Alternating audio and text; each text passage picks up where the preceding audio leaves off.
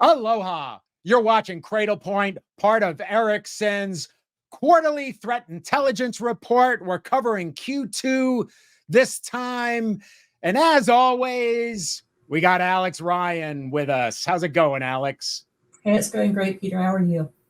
I'm pretty good. So, as I understand, the quarterly report is kind of the more strategic report, right? Where we look at trends over time versus our weekly one, which I hope you folks can also check out, which is more tactical, things you should probably jump on right away. And this time around, we're looking at the quarterly report. It's focused on, well, for Q2. Now, the first thing I noticed jumped right out is this is really focused on credential theft. We're going to the theft store. Theft store. Credential theft actors and techniques. We'll put the link in the description for you so you can read the entire report. It just came out last Friday for Q2. So let's talk a little bit about this, Alex. What are the trends over Q2 in this strategic threat intelligence report? Yeah, so this report covers activity from January of 2024 until March of 2024. And so in our last quarterly, we had talked about credential theft and the Soho routers being compromised and used as botnets. And so, however, that trend has really just increased. It's just intensified. And one of the things that we're seeing is there are platforms, phishing as a service platforms, that are making it easier for folks to do, for attackers to use MFA bypass, which is typically a quite complicated technique, but has now been made much easier thanks to this platform. And then there are also defense evasions, and what I mean by, detection evasions of credential misuse, which using Soho routers, which have been compromised and used in a botnet, are defeating defenses that we have in place, like geolocation, time of use, those kinds of defenses that we have in place. And those are being circumvented using these Soho botnets. And then we sort of focus in on the initial access brokers that are the ones who go out, compromise environments, nice, slow, and low, and dump the Active Directory NIT file, right? And get all of the credentials, get back out, without detection, and then go and sell those credentials for further attacks in the future, like ransomware. So we want to focus on the techniques of those initial access brokers so that we can stop the attack before it begins, right? It's a very preventative type of defense. Yeah, did you see the news? They seized the lab host phishing as a service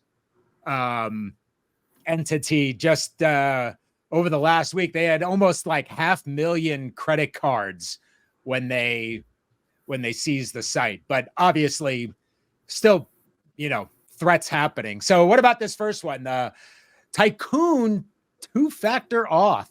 Tell us a little bit about this. So 2FA. So I need to give props to the folks who did research on this. So Sequoia security researchers, and there's a link in the report to their article, so props to them. But this Tycoon 2FA, so it's considered a attack in the middle. And this is a complicated attack where this platform gives threat actors the service to send a phishing lure to a user. And they found new templates for O365 and Gmail, right? So really professional looking phishing lure logins. A user goes to that URL. It looks legitimate. They log in, and then in the background, an API call is made to the legitimate authentication system, like Microsoft or Gmail or whatever kind of IDP that you have, right? So it makes a call to that legitimate service, comes back with the prompt. The user puts in, the 2FA information that they get, that is sent back to the authentication, and the session is established. It's complicated to explain, but the session is established, but the user doesn't know that the threat actor has the same session token and the same credentialed session that they do at the same time. So lovely.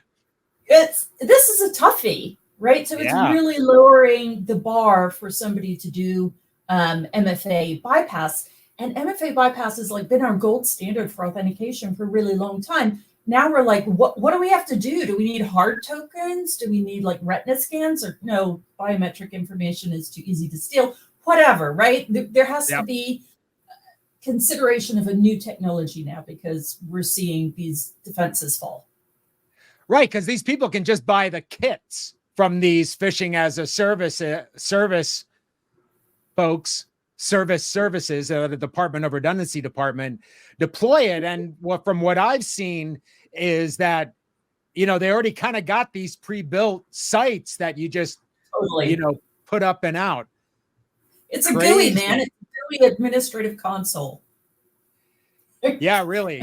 And it's awesome. I don't know how to say that, but well, they've often the attackers have often I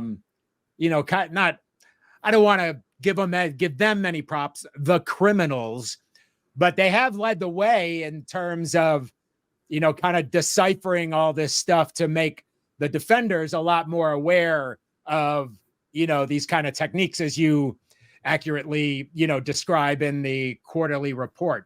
Tycoon, and we also talked on the weekly last week how security folks, Heartbleed and a whole bunch of others tend to have cool kind of names for their monikers, threats. The other one, what was it? Sock. What was the one left from Friday? Sock Ghoulish. Oh yeah, Sock Ghoulish. They should have waited till October to release that one. We'll have and a so repeat. now they're going about evading detection with these Soho devices, eh? Right. So we have a lot of end of life, small office and home businesses using these small routers, right? And they're end of life and sort of like they kind of fall off the radar as far as being maintained by the IT department, or the home user just like doesn't even think to go and, if it's working, don't touch it, don't break it, kind of mentality. So fair enough. But threat actors have taken advantage of these vulnerable devices and created botnets. So we saw this a lot with Vault Typhoon, which was a Chinese sponsored attack against critical infrastructure here in the US. They use Soho botnets. So this is the same idea, only now we're seeing it in the e-crime environment as well. And what's difficult about these is that they enable threat actors to get around credential detection, misuse that we've used. And we've typically used geofencing or geolocation restrictions, and then also reputations of either the website or the IP or, the domain or whatever that the traffic is coming from, right? So if you're authenticating from a known bad, then, right, you're not going to let someone log in. But the Soho routers are going to have a benign IP, right? Until that threat actor has used it to launch attacks and it's been noticed or something, it's going to have a benign IP. And so that defeats that defense for us of saying, okay, well, if it's coming from a Tor router, then we're not going to accept it or allow it, but that's being bypassed now. So this is really difficult for us. And so we need to think of other ways. We need to really do a defense in-depth analysis of our authentication. Yeah, and plus once you own that router, you can kind of pretend like you're coming from that location, even though you're on the other side of the earth. That's right. Wild. Crazy stuff. Credential theft and? Yes. Okay. So in the report, we kind of talk about what are the up and coming, or what are some of the trends that we've seen in the quarter. So the number of successful attacks using valid credentials is up 30%. This type of credentials on sale in the dark web is up 20%. And like where are these numbers coming from? You'll see the links in the report. A lot of the big threat intelligence groups are putting out their annual reports, and you'll see that those reports are dominated by authentication issues or authentication concerns, credential theft being a primary initial access technique, those kinds of things. So just wanted to give you some numbers and read all those reports for you so that you you could get some takeaways. But what I really wanted to do was talk about the initial access brokers who actually go in and steal the credentials and then come back out and then go and sell them on the dark web, right? So Intel Broker is incredibly prolific, and in the last quarter was crazy out of control. So there were 8 credential thefts and ransomwares that he was involved with. And interestingly, this is an individual. Typically, we're reporting on cyber gangs, and he is a member of a cyber gang, but he also speaks and acts as an individual. And there was surprisingly little threat intelligence that I could find about, him in particular, and it is a he. What's difficult with Intel Broker is that he uses a number of techniques, and he also works with other threat actors to use their techniques to leverage to get into the environment or do additional things. So it would be useful to go and do some research on threat intel with Intel Broker. I've put some information obviously in the report, but please pay attention to the techniques that he uses, because he's very successful, and we don't want to be next, right? Yeah, right. So wow. The next one is TA577, and to be honest, I was like, who? But last quarter, they were responsible for the campaign that was stealing credentials using NTLM. So they would send a phishing link, and it would actually be an HTTP GET using SNMP, and it would go out and it would send the NTLM hash, which then an attacker would use and pass the hash attacks. So, so they're very successful, and they're obviously innovating. And so they have a new malware downloader. I don't know if I'm going to get this right. Latrodectus? Latrodectus? Yay! That sounds like a Harry Potter. Latrodectus! Latrodectus. Oh my God. Yeah, or someone that was on like the, Skeletor or one of those 80s cartoons. Yeah, definitely the bad guy. Anyway, so they've come up with this new malware. So it's used in phishing lures, and it's a JavaScript bat file that is downloaded, which then executes typically a, WScript execution. And we have some of that in our previous hotspot that we had, hotshot talk that we had on Friday. So anyway, check them out. Make sure that you look at, what is it? Latrodectus. Yeah, I think that's also a great WWE name, I would say. Oh, okay. Anyway, so make sure that folks can't download JavaScript. Look for some bat files running those kinds of detections, right? And then the last one that we have up is Profit Spider, who's also known as Gold Medley and UNC961. Very easy to remember there. And so their techniques are typically internet-facing resources that have vulnerabilities. In the past, they've used Apache Struts and Log4j, so kind of web-ish type stuff. So that's their initial access vector, is vulnerable internet-facing assets. Not RDP for once, at least not yet. So look out for them. Make sure that you've got your external assets locked down. I'm sure you've never heard that before, but just understand that if you do have something that's vulnerable on the internet, you can't get rid of it. Just make sure that if someone does compromise it, right, that you're able to limit the impact using some kind of zero trust architecture or something like that. For sure. And I know, but for many of these, particularly the phishing ones, things like isolation can help mitigate a lot of these threats, like lickety split. Oh yeah, like the JavaScript download would not happen, right? Yeah.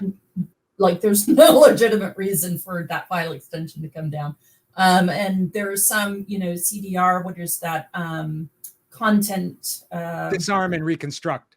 Disarm and reconstruct, right? That will take out the malware code and send it down to the user, right? And then it's not going to exploit the browser or computer. Yeah. Very cool stuff. And definitely, certainly a lot of trends going on with this credential stuffing. So certainly keep an eye out for it within your own environment. We certainly hope you can check out this quarter's Threat Intelligence Report, Trending Credential Theft Actors and Techniques. It's always fun chatting with you, Alex, and learning a little more about the threat landscape out there. Appreciate it. And hopefully you guys too, you folks, our audience, our viewers, enjoy this kind of content. If you do, please hit that like, that sub, that share. We're going to be coming at you quarterly with our strategic reports, weekly with the tactical reports, and we may even come in monthly with the operational reports. I learned all that from Alex just now before we went live. So appreciate. For my good pal, Alex, I'm Peter, and we're with Cradlepoint. Thanks for watching. See you guys.